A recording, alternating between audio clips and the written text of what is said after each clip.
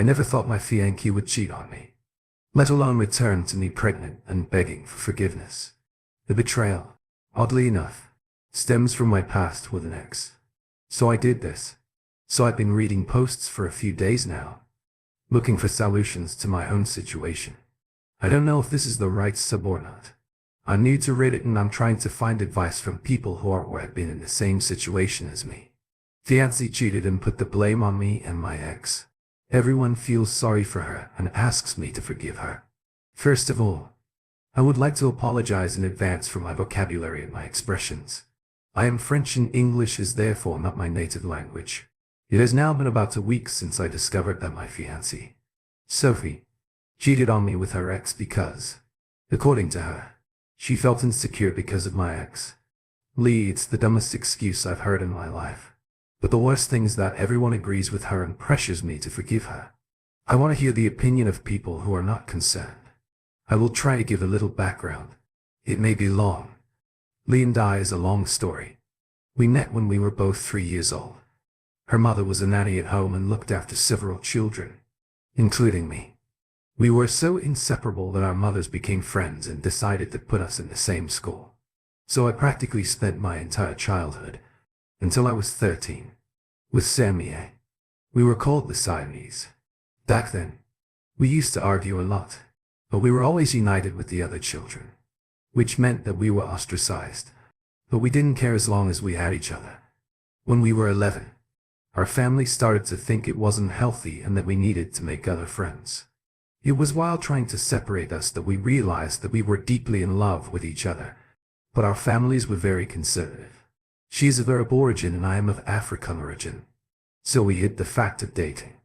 One night, when I was 13, I made the mistake of going up to her room, which was on the first floor, through her window. It was dangerous but exciting. I had done that a few times before. We were just chatting at the time and kissing. Sometimes nothing else. But that day her father opened her door without warning. He caught us kissing and tried to call the police. I tried to escape through the window. I fell. I broke my arm. All the neighbors were out and it went scandal. The whole neighborhood talked about it. Her father never liked me. He wanted to file a complaint against me. Even if I was not risking much at that age, it was still very humiliating for my family. My father therefore decided to send me to Africa to stay there for an indefinite period. But it was mainly to separate us. I tried to adapt to my new life. She also tried to adapt to her new life. But in the end we had managed to keep in contact. We spoke via the internet and when I came back to France after high school, it was as if we had never left each other. We continued to date in secret and at 20 for us it was clear that we wanted to spend the rest of our lives together. We were naive to think it was going to be that simple. We decided to tell our families saying that we intended to get married. But for them it was as if we had announced the apocalypse. Our respective families wanted everyone to get married. In this culture, it caused a lot of tension in the neighborhood. Already when we were little, we had made a lot of noises and everyone always talked about us and gave their opinion on our lives. It was very painful. We tried to hold on for a year. She wanted us to go and finish our studies in another city, very far from Paris and her families. But my father was sick at the time. I decided to stay and when my father died I no longer had the strength to fight. I decided to break up and she decided to go to another city. We had completely lost contact. I was tired of living in the neighborhood, where people always talked about us. I chose to move to the student residence of a university. It was a terrible year. I came back to see my family on the weekends and one day, at a wedding, I met Sophie. She had just moved to the neighborhood with her family. We were at the same table. We had spent that evening making jokes. We told each other about our lives. I told her about Lee and she told me about her ex. She told me that she had left her ex after 2 years of her relationship because she did not want to sleep before marriage. But her ex could not hold on anymore. She told him to marry her then, but he was not ready. So she decided to end the relationship. We were two souls in pain. We had become friends over time. We went out together, but I realized that she was getting more and more irritated when I told her about Lee. So I stopped. One day she told me that she had feelings for me. I told her that I still had Lee in my heart. She told me that it was an opportunity to forget her. I agreed to date her. It was weird at first to be with another woman, but eventually I got used to it and started to like her. As time passed, she became more and more jealous of me, but I never spoke about her again after she confessed it was weird. She acted that way. I live on campus, so I didn't know what was said in the neighborhood where I came from. But apparently people were talking about my old stories, with Lee telling anecdotes here and there. At the time I broke my arm trying to escape to the window and other anecdotes. I reassured Sophie by saying that was the past, but she always compared herself to Sam and May. It's true that Lee was very beautiful, but that was beyond my control.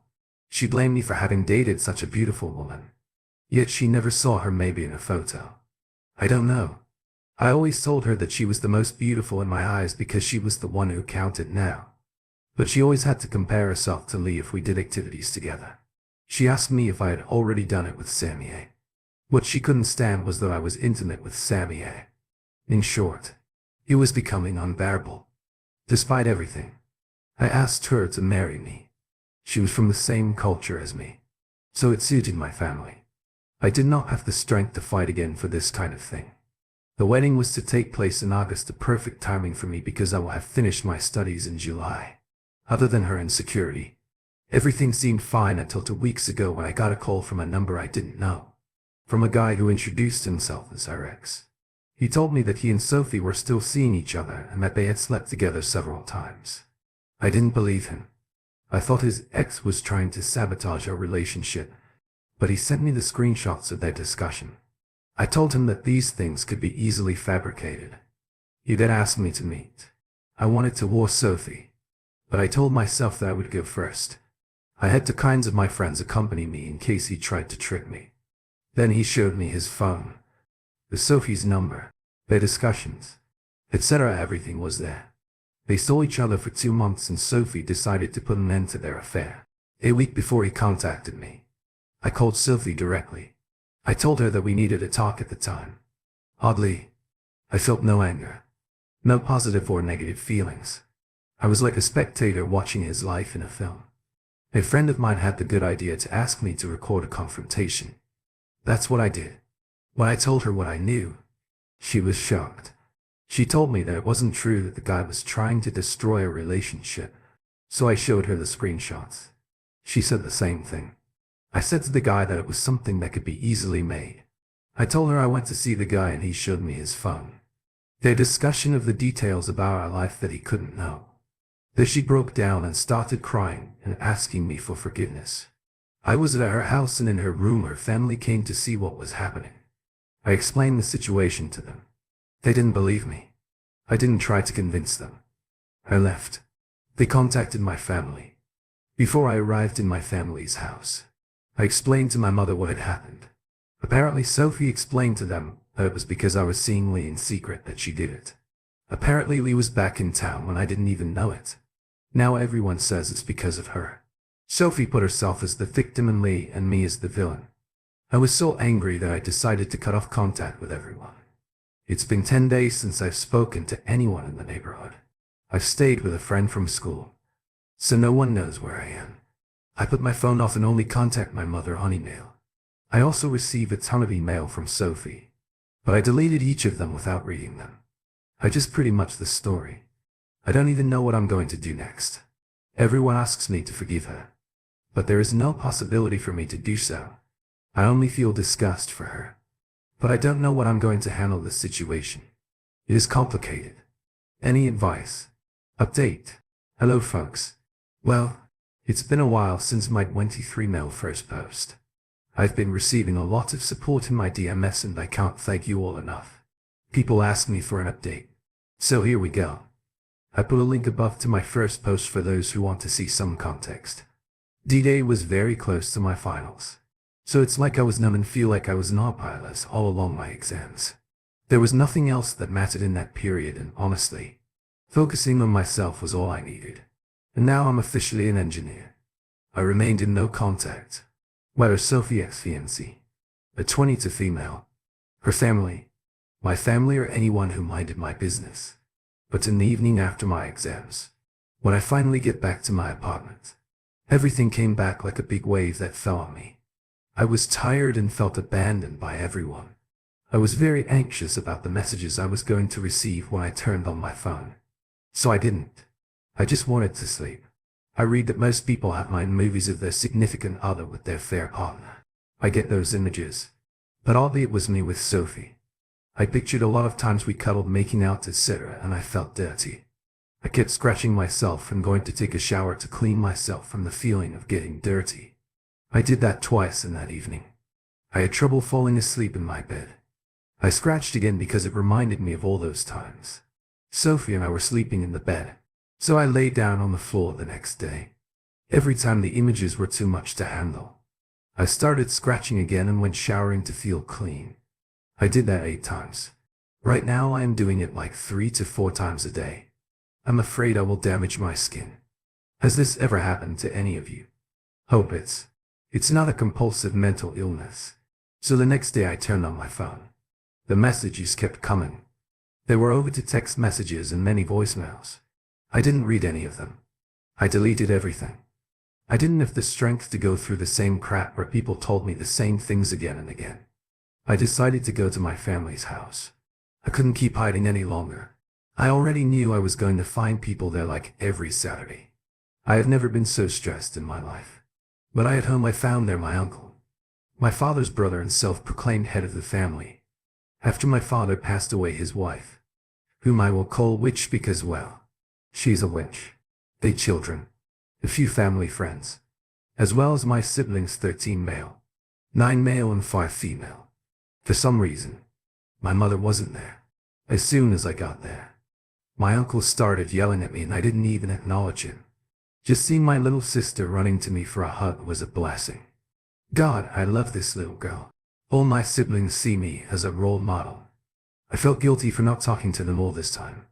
Usually, when I am there on the weekends, I help with their homework. I do put the youngest to bed and told them some stories that my father used to tell me. And when I am in my own apartment, we manage to talk every night to see how their day was. We are very close to each other, but my uncle won't stop yelling at me. So I got pissed off. I was sitting in front of everyone. Like I was getting an audition for a jury which asked me if I found back my sanity. Apparently, Sophie changed her version. She said she didn't sleep with her fair partner. They just kissed. She said I put so much pressure on her that she confessed something that she didn't do. And I know what I saw at a fair partner's phone. This girl called Sophie. I don't know who she is anymore. She turned out to be such a manipulative person. How can someone hide such a vicious nature for so long? Or am I such a fool who wasn't able to notice anything before we started dating? She told me lying was a deal breaker, that what she hated most in the world was narcissistic perverts. Well, she embodies everything she hates. It's beyond my little mind. Well, at that point I didn't care anymore.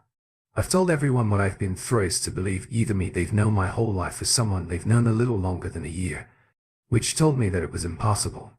Because Sophie is a sweet and loving girl who helps the community and who even volunteers. Well, I told her that was irrelevant, because even Hitler volunteered in some point of his life.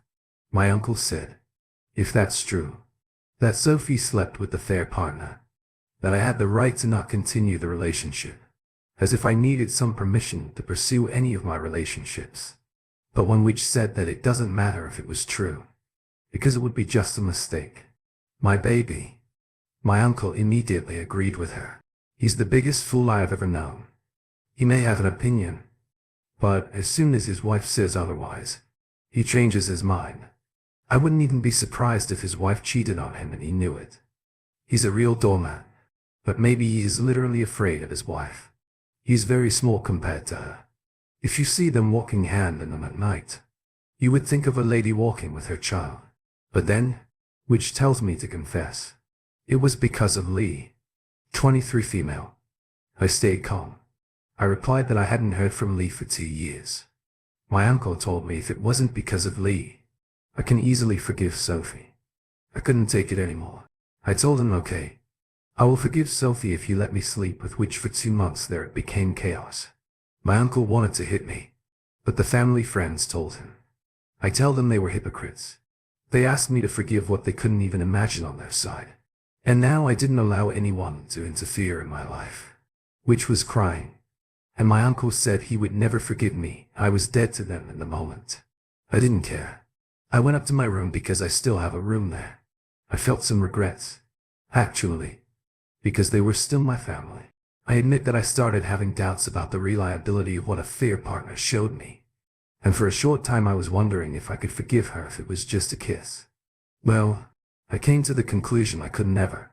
When I was little and my parents couldn't pick me up after school because of their work, it was our neighbor who took care of it, because he also had 2 children in the same school.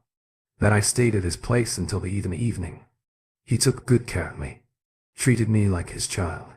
He gave me little candies each time, gave me presents.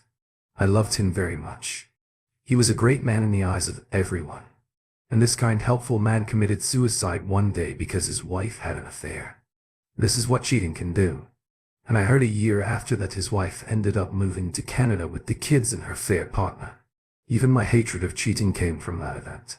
So I won't burn myself out to give warmth to others by getting back with Sophie. Even though, honestly, I don't get why people are trying so hard to get me back with Sophie and how the heck it would benefit them. Anyway, my mother came back. I guess they told her what happened. She came in my room and the first thing she did was hugging me, asking me about my feelings and my finals. She is such a lovely human being, despite the fact that she mostly communicates her love through her actions rather than by words. I remember a few years ago I used to work in a fast food while studying. I often came back home around 2 a.m. and she was there waiting for me and we had small talks. While I ate the dinner, she reheated for me. We were having a hard time not waking up everybody without a laugh. So we talked about what happened with my uncle and his wife and I gave her the full version of why I had to break up Sophie. In my last post I didn't mention the fact. I only told my mother that Sophie cheats on me, but not in what extent. So she belied, like everyone else, that it was just a kiss. She was sorry for what I was going through. But what surprised me the most was the fact that she was crying. While it was the first time in my life I saw my mom crying, even when my father passed away, she was still smiling and trying to be the support system we needed and would cry only in the night in her room when she thought everyone was sleeping. I had a breakdown seeing her crying and I couldn't stop myself to cry. In that moment she hugged me and I started having a bunch of feelings like sadness, anger, hatred. I felt the hurt deeply. She told me she would accept any decision I made. My mom came back downstairs and everyone left. I didn't ask what she told him. I didn't care that much. I put off again my phone for the next week because I was too tired. I spent most of that time sleeping and catching up with my siblings, gaming with them and trying to deal with the pain I was feeling. My mother did receive a call from Sophie's parents several times and she only told me once she felt I was in a good place to talk about it. Apparently Sophie was having a bad time. She spent some time in the hospital and she was going insane because I went no contact. Sophie's parents begged my mom to meet me just one time. So even though she told me I don't have to, I agreed to meet with them with Sophie next Saturday. Sophie led the narrative all that time, so it is my turn to do so. I don't know how it's going to be and if I should have them come to my house or go to their home. But I will be ready. In my last post, someone gave me the idea of calling her a fair partner, pretending that I might be giving her a second chance if I don't have enough proof. Well, that's what I did yesterday and I will see him tomorrow, Sunday. He said there is far more to the story. I know he said he won't send me proof because I might show it to Sophie and then won't have a shot to win her back. But he will show and tell me everything we will see. Oh yes. People keep asking how things are going between me and Lee. I said in my last post, I will contact her to apologize for having her name associated in this mess, even if it's not my fault. Well, before I could do it, she contacted me by email. It's not what you think. She was super mad and didn't understand why people keep telling her she's messing up my couple. But at least she was kind enough to ask me if I was okay with all this mess. I saw the message 2 days ago. I didn't respond. Yeah, I don't even know what to write. I'm like a brainless, odd guy right now. But I will do it between the meeting of Sophie Fair, partner, and her family. I will update you guys. Thanks y'all update. Hey guys. A quick update. I guess so. I met yesterday with Sophie's, the fair partner. I'm too tired to give all the details. because the situation is becoming really heavy. I met him in the same place as the first time. I of course record everything long. Story short, they dated for years on and off, and Sophie never was the virgin she claimed to be. Nor was he the first man with whom she slept. He was, and still is, crazy about her, even though Sophie cheated twice. He was willing to work through it each time. But somehow Sophie gets pregnant, and she didn't know who the father was. Still, he was willing to accept the baby as his and didn't want to do a paternity test. Sophie's parents got to learn about the pregnancy and wanted her to abort. He says due to the stress, she eventually had a miscarriage. She was too depressed and her family decided to relocate in order to start fresh. He says it's that time where Sophie began to develop the idea of born-again virgin, whatever that means. According to him, she felt like her miscarriage is a punishment due to the way she used to live her life. She broke up with him and they decided to stay friends. So far he didn't show me any proof. He says he had changed his phone in the meantime, but he showed me discussions they had during the whole period that I knew Sophie. In the texts, Sophie said she met someone, me, who had the kind of old romantic relationship she always wanted to experience with someone. Over time she said I was a good build something with me, and through our relationship a fair partner became someone she confided in when she was insecure. So he knows practically everything about our relationship. He told me details that only me and Sophie know. He says Sophie didn't like me at first. She liked the idea that I was able to have an amazing relationship in the past and she wanted the same. She thinks that Sophie still doesn't love me. She just loves the idea of having me completely and she never felt that she had me completely. So it became an obsession. Well, I don't know if the first part of this story is true or not, but I know that everything he's told me since I've known Sophie is corroborated by evidence. I'm getting angrier and it's a feeling I'm not comfortable with. I don't want to meet Sophie's family. But I don't know if it's true that they knew from the start what their daughter was. What is certain is that now I no longer want to meet Sophie. I have this huge need to take all of the evidence and send that to all the people I know. Because it isn't fair that I, who was born and lived in my neighborhood, must bear the consequences of her BS. But at the same time I don't want to do things like that. I do have a lot of respect for Sophie's parents. I should just send them my evidence and exclamations before deciding whether or not I will meet them. Thank you for all your support on my previous posts and in my DMs. I'm losing my mind right now. While many of you have lived for years with your spouse who cheated on you, and some even have children with them, it might be my last update if nothing new happens. So thank you all, and I wish a lot of courage to those who are going through difficult times because of infidelity. Update. Hey guys. I didn't think I would do an update anymore, but I got a lot of messages asking me what happened since my last update. I would first like to thank those who left comments in my last post. I wasn't in a good place back then, but I read all of them and appreciated all of your advice and comfort. So to the question, did I meet Sophie and her family? Yes, I met them. I met them at my house with my mom. Before the meeting, I had sent a long audio message to Sophie's parents, telling them everything I learned from her affair partner and saying I was tired of her playing the victim and painting me as the villain. There was nothing left to be saved in the relationship. But if the rumors keep going, I was willing to expose Sophie in our social circle because it was unfair to suffer from something that I did not do. I told them I had to cancel the meeting unless she comes clean. Immediately Sophie's mother called me and said Sophie had finally told them everything. She had removed her posts and came clean in all of her social networks. I don't use Snapchat or Instagram, so I couldn't say if it was true. I had to call one of our mutual friends to check, and yes, she came clean. I felt trapped in my own game because, given how important it is to save appearances in a traditional family like Sophie, I thought she would never do that. So I maintained the meeting. I thought it would be difficult to meet Sophie, since every time I thought back to our moments, I saw myself scratching a lot. I thought seeing her would be too much, but in the end it wasn't. When we met, I almost didn't recognize her. She lost weight in such a short time. She looked very sad and lost. She couldn't put her eyes on me. She didn't even talk to me. We were in our living room and had small talk at the beginning, until her mother started to beg me to take her back. She was very insecure. That's why she did what she did. I had already prepared myself on what I wanted to say and the questions I had. So I did not deviate from that. I first asked Sophie, why did she lie about her past and pretend to be someone she wasn't? She started crying and wouldn't look at me.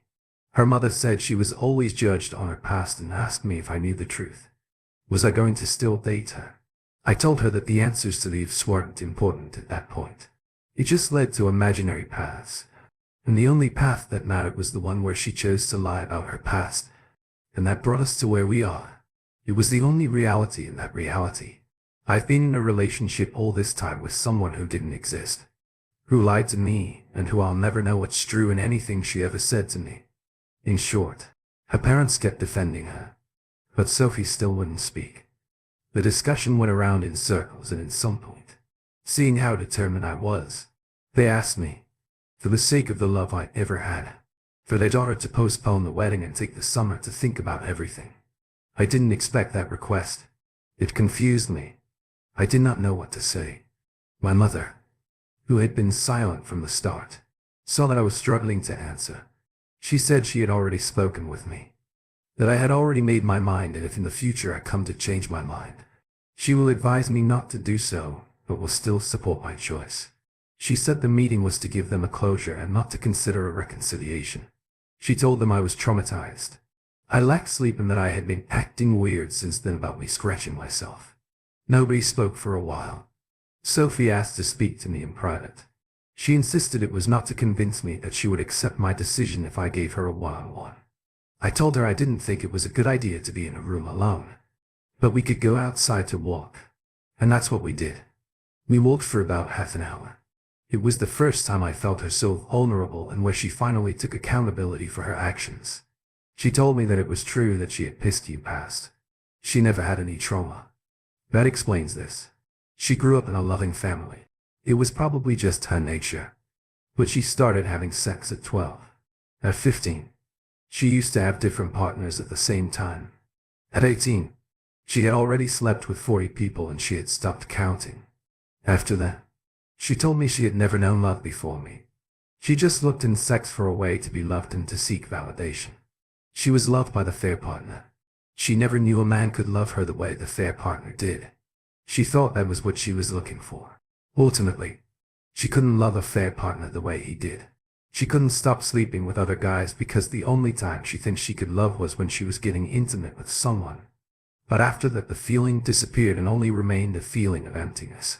She eventually got pregnant, started loving her unborn child but had a miscarriage. And that's when she started questioning her whole life.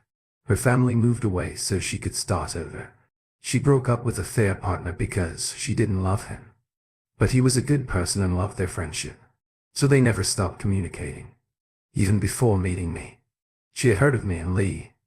The first time was in a fast food restaurant where Lee and I used to eat. We were friends with the owner's son and he knew us too and used to offer us kebabs. He always used to take pictures of his loyal customers and other things and put them on the walls of his restaurant. Among the photos there were two with me and Lee. One where we were 11 and another where we were 19. Everyone in the neighborhood knew the story behind the 19-year-old picture. It was my birthday. I was born in September. So Lee had worked all summer to be able to give me a dream birthday. She bought me a tuxedo and she put on a nice evening dress. She rented a limo waiting for me in the front of my house. She promised me a dream evening. We got into the limo, but to end later the limo stopped. She said we had arrived at our destination, but we got off in front of the Ma's fast food. I was too embarrassed to have put on a suit, have a ride in a limo and ended up at that fast food restaurant. She had that kind of humor. But that was cool. We ordered the same kebabs that the owner used to offer us. And she bought a muffin and put a candle on it. Lit it and asked me to blow on it. The owner had taken a picture in that moment and liked to tell the prank that Lee had done to me. Even if she did give me the greatest birthday after. But that is another story. So when Sophie found out about the story, she asked for more people, told her other things here and there. And that's when she said she wanted to experience this kind of love. When she met me and knew that I was the guy in the picture she wanted to show me. She was intimidated by the story she heard of me, and before she knew it, she had started lying to hide her past. And when she realized that she was already attached to me, she couldn't take those lies back. Because if she told me the truth, I would never want to see her again.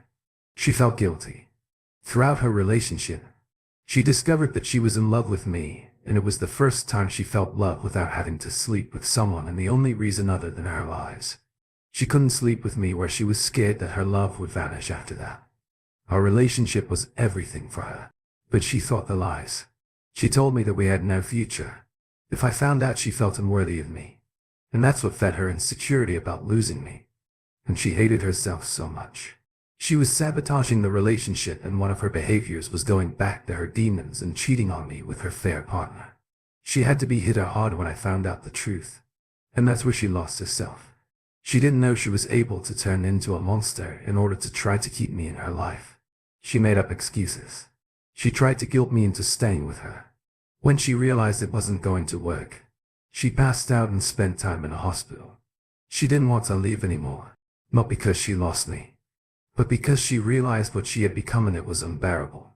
She says she didn't want to force me to be with her anymore, and even if I forgive her, she would never forgive herself. She says she started going to therapy to find out why she did what she did and who she really was. She says it might be a long process, but if I could find compassion in my heart to forgive her and help her be a better person, she would be grateful to me all her life. I wasn't going to, but at that moment I was so weak when I heard her request that I almost agreed to keep in touch in order to help her. I had so much empathy with this woman who hurt me. It was crazy, but I knew from that moment I saw her that the feelings I had for her no longer existed. I explained to her that I needed to distance myself, to heal, and that she didn't need me to heal, that she thinks she needs me, but to heal she has to face things herself, and that's the only way she can grow out of it.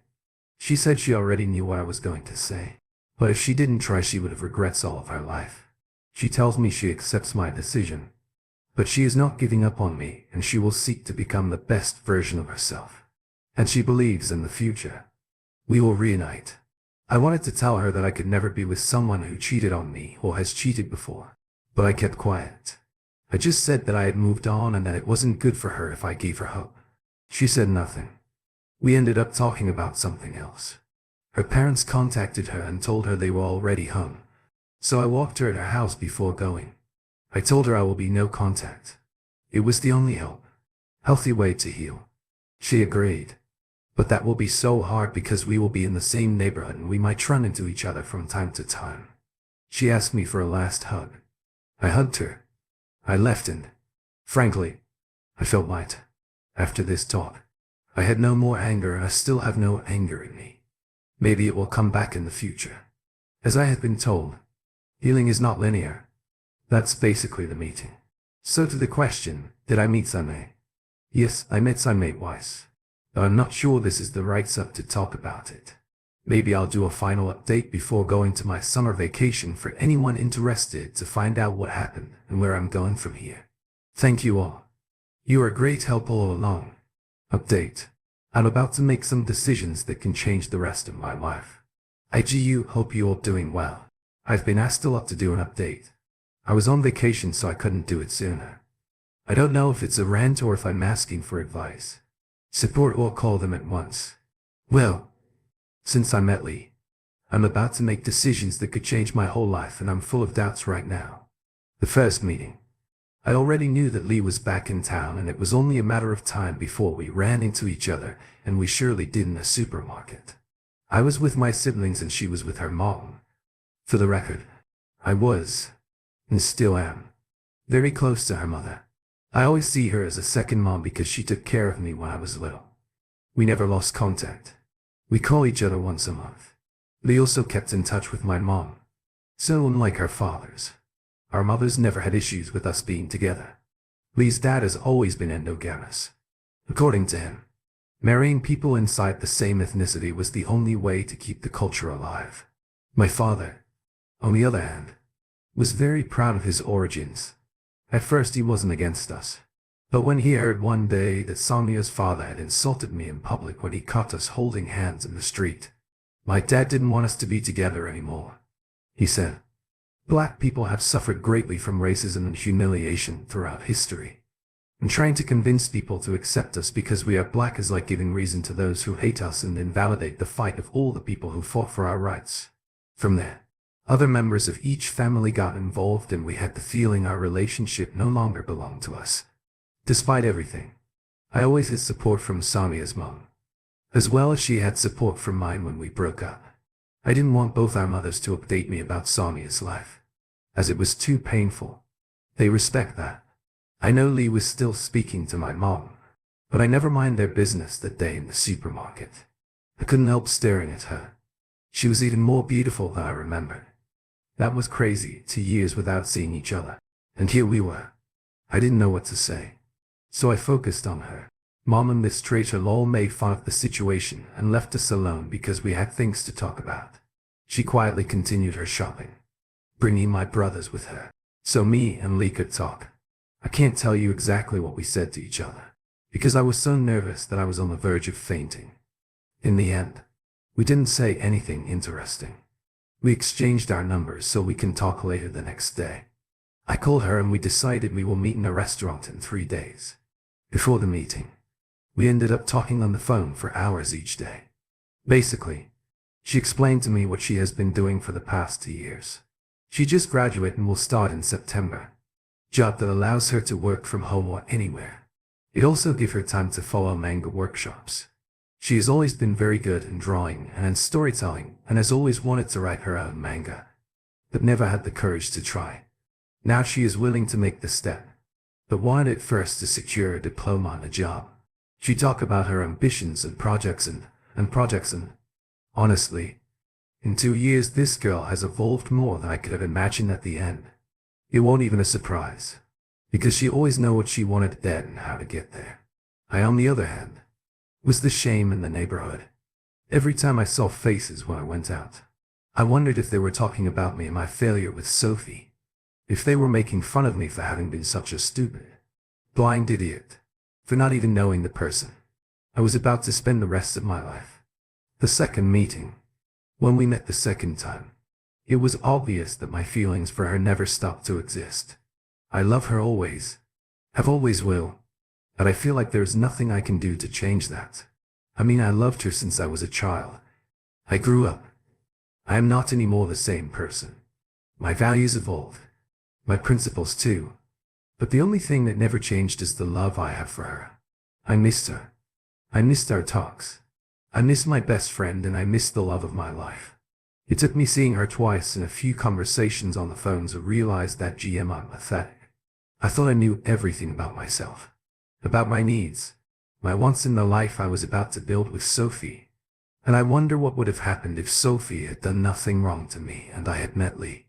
Will I have embodied what I hate most in the world by breaking Sophie's heart or cheating on her? I don't know. I'm weaker than I thought. My principles may be less solid than I thought. I remember the words of an old man. He told me that we were all the seers. Some already know it and others don't know it. Yet we were all ticking time bombs that would go off when all the parameters came together. It didn't take much to become everything we've all always hated. I told him it was his way of rationalizing who he was. But maybe he was right. Maybe Lee could be a cheater too.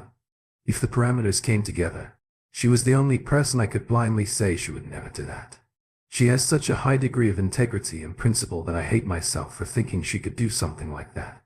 But I am no longer sure how much a flower could hide a snake behind. So when I asked her about her dating stories in the last 2 years, she told me she has never been with anyone. I had a hard time believing her. I mean, she is such a beautiful girl. Intelligent, confident, loving, generous, with a sense of humor that makes she never get bored with her. I told her that it wasn't true, that we weren't together and that she didn't have to try to spare me. She was a little confused about my reaction at first. Then she smiled, telling me, given what I went through, she understood that I could make some projections and doubt about everything. But I have to work on it ASAP before it becomes a big issue in my life. She said I should leave the neighborhood and go on vacation, to clear my mind. I told her I did not want to go on vacation alone. My siblings were supposed to go to Segoal while I was on honeymoon and that I did not see myself going there with them. It is a country with an incredible sense of hospitality, where you were surrounded by people all the time.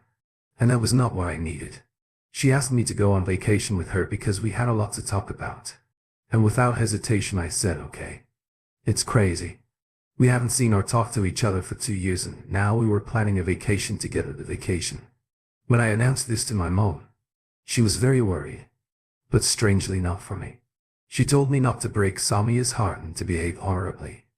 Like no sex before marriage law. We decided to go to one of the Center Park's holiday villages in Europe. In France. We rented a cottage with 2 bedrooms. It was an incredible place to be. There was nature, old castles, farms. The air was clean. There was a lot of activity to do. In the first evening I wanted to talk about what happened 2 years ago. The pain I caused her and how things had been for her. But she told me that it was not about her. She had made the trip to be a support system. She said I was already being and that she did not want to add more law. But she promised we will talk about it at the end of our stay. So I didn't push and tried to enjoy our vacation. And it was one of the best I ever have. We laughed like children. We played. We cycled for miles every day. It was the perfect place to be. When one of us felt the other needs space, we just hang out alone or being there without talking. That was very great. It's like we've never been apart. Finally, we discussed our breakup. On the last day we were due home. She asked me if I was getting better and if I still wanted to have this discussion. Because it won't be pleasant. I told her that I was ready. My God, I was not ready. She started by telling me how she felt when we broke up. She asked me how it was possible for me to abandon her just like that. After so many years of building the best relationship we could have. How I could have been so stupid. So unaged. To abandon her when she was fighting for us and she had turned her back on her whole family for me. For us. Because she always knew that I was the one. She never doubted us. Her only. She was ready to make a great sacrifice to build the life we always wanted to build. The careers we always wanted to have. The family we always wanted, the trips. The projects. How could I have let her down like that? At that moment she was crying. She was so angry that she was shaking. She told me when she left. She promised herself that she would never be in a relationship again. Because if I could do that to her after so many years of building what we had and the struggles through which we passed, anyone else could do it too. She didn't want to go through such pain again and give someone else the opportunity to hurt her like this. She found an escape in her studies and at the library. Then she learned that I was with Maria a year after our breakup.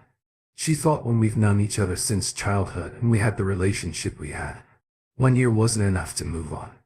She said to herself that I was not the person she thought. She knew she was tired of being a prisoner of her love for me. When there were a lot of guys who were interested in her, and she didn't even consider once to flirt with anyone. She never wanted anyone's attention, and never sought validation from anyone else. She had come to the conclusion that she was not normal and something had to change. So she started talking with a guy and then went to a restaurant. Then to the cinema, and on their third meeting the guy took her hand. She was so uncomfortable that she thought she would faint. She just had an urge to vomit. She felt like she was cheating on me. It's crazy. I was with another woman. We broke up and still she couldn't even grab someone else's hand. She understood that she needed help. So she began to see a therapist. For several months she decided to act on things she can control. Like her academic success, her career and her life choices. As for me, she hated me deep down. Especially when she knew I was going to get married. She came back to see her family after her finals, and because she didn't see them for 2 years, she rarely spoke to her father and wanted to fix their relationship, as she figured I wasn't worth the fight she had with her dad. When she heard Sophie had cheated on me, her first reaction was to say that it was karma, but she was worried about me. She knew how abject infidelity was to me. When she saw me, she was still angry, but she realized that this hate didn't exist. That she never hated me, and it drove her crazy to feel so weak in front of me. When she had always made logical decisions in her life, she was independent and knew how to find what she wanted in her life on her own. She realized that she loved me and that love never went away and probably never will. It didn't make sense to her. But even if she loved me so much, she wouldn't want to be with me. She didn't want to be with someone who would leave her at the slightest difficulty. She didn't want to relive what she had been through. She came to the conclusion I wasn't a reliable person, and she didn't want to be in a relationship where she would always have the fear of being abandoned. Despite everything, she came to cry in my arms and said to me, "You see, I keep doing irrational things and it kills me." I didn't speak. I listened to her throughout and didn't try to justify myself. I told her there was an explanation for all of this. But if I did it right now, it would be like if I was not listening and I was invalidating how she felt. Finally, I told her that I would have never went with her after my father died, because it was my responsibility to take care of my siblings and not leave my mother alone with 3 children. But I should never have broken up with her. I should have let her go and I should have proposed LDR, as we've been already there in the past. I told her that I don't know what my word is worth to her, but I sincerely meant it and I apologized for not being able to make the right decision on hurting her in this way. I probably didn't deserve a second chance with her, because I was realizing that I wasn't the strong, confident person I thought I was. But I missed her. I missed what we had. And I apologize. She also apologized for putting me in a position of deciding whether to come with her or stay with my family. That she had been selfish for only considering her pain and not considering the responsibilities. I had the discussion lasted for more than 3 hours. It was heavy, but we needed it. Weirdly, she told me that not wanting a relationship right away, not trying to justify my choices and feeling lost makes her realize that I've gained a lot in maturity. She said I used to always have the need to think that I had to be perfect, that I always had to make the right decisions and led by example my dilemmas. If there's one thing I'm sure of right now, it's that I'll love this girl all my life. That's the only thing I'm sure of. The rest is a mess. First, I am 3 months ago. I knew exactly what I was going to do. I was going to pass the last school exams of my whole life, become an information systems engineer, get married, go on honeymoon and start working in October in the company in which I had been doing my internship for more than 6 months and who had offered me a contract with a very good salary. Everything was planned and it happened what happened. And since then nothing is the same. I always thought I was going to do a PhD after engineering school, because that's what I wanted to do. I always wanted to do research. But when I decided to marry Sophie, I thought it was better to work directly after graduating, because she would still have a year of study left and I had to be the breadwinner. Now I don't really know if I should pursue my first plan, if it's not too late to have a thesis subject. Second dilemma, if we have to start over again, they will never want to live in the neighborhood. Our last year together exhausted her mentally and physically. She never wants to go through such a trauma again. The problem is that I can't leave Paris, even if I wanted to. I can't abandon my siblings when they are so little. I have to guide them, watch over them, as I promised my father. It's hard growing up in this neighborhood. Besides, I can't leave my mother to fend for herself. I will guide them until the first goes to university and the last goes to middle school. There is something Lee said to me that bothered me a lot. She said I needed my siblings more than they needed me. I was trying to convince myself that they are dependent on me so I can feed my own dependency on them. She said I was not their father and that I had to stop trying to replace my dad. It's something that's hard to hear, but she's the type to tell her unpleasant truths. Third dilemma, I don't know if it's a good idea to be so close to Lee, but I have so many doubts myself. Even if we both admitted that we loved each other, I'm not in the best conditions to start a romantic relationship again and I'm afraid of hurting her because it's too soon. We both want to start being friends, but the sexual tension between us during those holidays was so intense that I had to meditate every morning to not make a move on her. I'm not the best version of myself right now, but on the other hand, I don't want to push her away and miss this chance because I know there won't be another one. So I don't know where to go from here. Next step, she advised me to do individual therapy for myself. I accepted. I have already made appointments in September for online sessions until I get used to the therapist. She also offered to do therapy with her, because even if we choose to stay friends, we have to learn to trust each other again and to heal. I agree with that. For now, we have decided to travel around France in a motorhome during the month of September. She can work while we are on the road. I can reflect on myself while looking for a thesis director. I could also take this opportunity to see what my siblings are doing without me helping them on everything. It will be an exciting adventure that we can afford financially. Here is where I am, with a lot of decisions to make. I arrived on Reddit lost, not knowing what to do or how to do it. Without this support, I don't think I will be where I am today. So thank you all. I will continue to take advice and suggestions from you guys and feel free to ask any questions. The next time I will post will probably be in October, after the trip. Thank you all. We had an update after 1 year from D-Day. Hi friends from the internet. It's been a while lately. I've had some time to rest and I thought I'd take the time to give an update. Throughout this year I've received DMs asking for news, but I felt like I was constantly chasing time with my job. I came here a little over a year ago to seek the support I couldn't find within my circle, and I'm truly grateful for the help you provided. For those who aren't familiar with my story, you can check my history without further delay. Here's what my life has become since my last post. I'm doing very well. Over the past year, I've been going to the gym several times a week.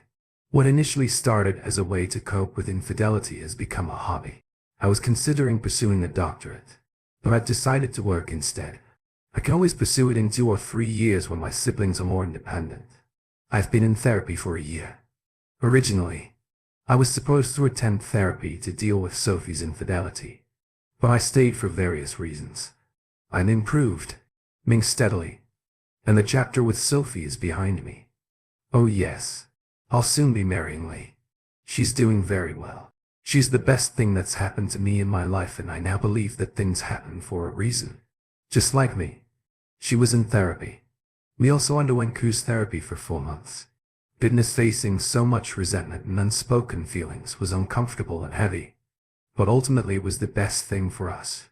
Our therapist told us that we didn't need him anymore and genuinely believed we will be good. However, Lee and I decided to have a session every 2 to 3 months. She's very ambitious, works a lot and plans to start her own business. It's crazy to think that we'll be getting married so young, right at the beginning of our careers. I know it's crazy. Barely a year ago, I was going to marry Sophie before discovering she was cheating on me. And now, a year later, I'm about to get married. It's crazy. I know. But there are reasons for it. The first reason is that she's the right person.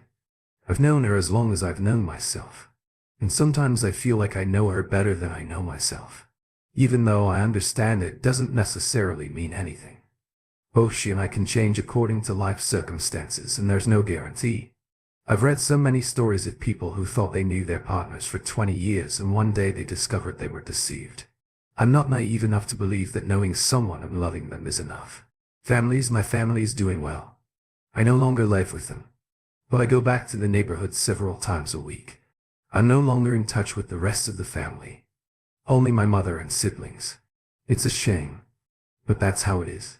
Moreover, family is the second reason for this marriage between our families. There was a lot of love until they discovered a few years ago that Lee and I were in love. This was followed by a lot of drama. It drove our families apart. Lee's family, especially her father, always considered me unworthy and not what he wished for his daughter. This year, things changed a bit. When they found out we were back together, I think they either resigned themselves or perhaps they knew we were ready to cut ties if necessary. The only thing they asked of us was to have a religious wedding ceremony before living together. Lee and I discussed it, and frankly, for over 10 years they've tried to separate us. If that's the price to pay, we're glad I'll do. It was our intention anyway. So now I'm searching for an original way to formally propose Sophie. She didn't make things easy when she asked me to help her become a better person. I initially wanted to accept, but I thought I might get stuck in that situation without an exit strategy. So I eventually decided to cut all contact with her. She wasn't happy about that, and when she learned that I was dating Lee, apparently she couldn't handle the news well and ended up in a hospital.